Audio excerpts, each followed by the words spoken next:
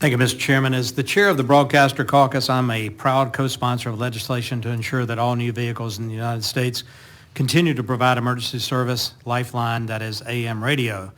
In my district, AM radio is a source for Clemson football. Yay, go Tigers. Clemson radio, Christian radio, and conservative talk radio. That's a pretty strong combination. I want to follow up on to Ms. Span-Cooper on your answer to Ms. Schakowsky earlier, and just ask you, why are other communications media unable to replicate the reach and reliability of AM radio in times of emergency? Thank you so much, Congressman, and thank you for chairing your role as chair of this.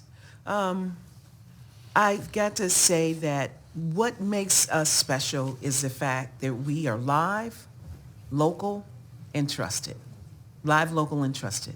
Able to reach the people and communicate beyond an alarm, beyond a warning, and really go the distance before, during, and after these catastrophes in order to reach the constituents. Thank you. Live, local, I love it.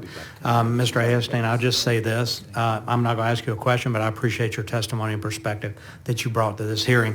I want to shift gears and ask Ms. Shapiro, with that in mind, in an op-ed you wrote after being trapped in California wildfires, you said this, and I'm going to quote, "We make ourselves incredibly vulnerable by relying on tech without some redundancy, also known as backup capabilities.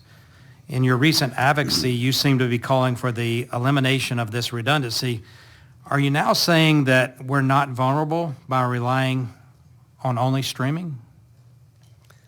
Thank you so much for that question. I've been waiting for that. Any question, actually. I appreciate that. You know, I do believe redundancy is important. Look, I've written 4 books on innovation, over 1,100 articles. I speak about around the world. We run the most innovation-focused event in the world. It's the largest business event there is. My life is about innovation. But to mandate any innovation unless it's really for real safety purposes, I have a problem with. I believe in redundancy. That article, what I wrote there was about, first of all, it was about FM radio, and it was about the fact that you should have backups. I love the fact that there's the government says if for emergency kits you should have a wind-up radio. But I do want to correct a couple of things. One is that AM is not that different than FM unless it's at night and the skies are clear. Then there's a different amount of coverage. So when we talk about FM and AM, and I believe on the Navajo tribe, there's FM radio broadcasts as well. So unless it's nighttime with clear weather, it's pretty much the same coverage. And that's just a physical fact. And the second thing is... But all emergencies don't happen during bright sunny days and morning and daylight hours. You're absolutely correct. And that's why the average American has about 6 different technologies in their car to receive information and entertainment. And that's what I'm saying. So there's multiple sources out there, and the right one may not be for that emergency. There's no source, including AM, that's going to be up all the time. There are satellite, which has a national footprint.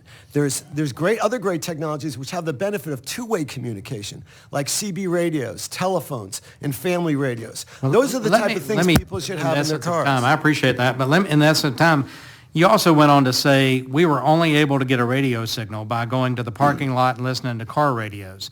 We're able to arrange an earlier bus by driving to the bus dispatch office. Every group and facility should have a portable solar hand crank radio or a phone with a working FM radio option. Smartphone manufacturers should consider making FM radio available on devices when technically feasible, and even promote and market it as a safety feature for users. So why would you say that a smartphone should be allowed to have radio broadcasting but not electric vehicles, when Americans are already accustomed to AM in their cars? AM broadcasting is already a bedrock of federal emergency management policy, and we've heard from the Navajo Nation, there are areas, I had property in Montana, where you couldn't really get good coverage from a satellite that you talk about, but you always get the local AM radio station. So do you acknowledge that there are times and places when and where people cannot stream media in their vehicles for whatever reason? First of all, I want to make it clear, I'm not against AM radio. I think AM radio is great. I grew up with it. My favorite movie is Groundhog Day, but since that 30 years that movie came out where radio is a central feature, Sales of AM radios have dropped, non-vehicle AM radios have dropped 80%. Consumers are not choosing that device. When I ask younger people about AM radio, they think I'm talking about morning radio. They don't know what it is. And you're right, it's an older group, and I'm part of that group now, and I think that group's important. And I think AM radio is very important, and I'm not going to give it up. But I want it to be my choice and not mandated, especially when you have multiple other choices out there that do almost precisely the same thing, and in some cases better, in some cases not as good. That's all my point. My time's up, Mr. Chairman. I yield back.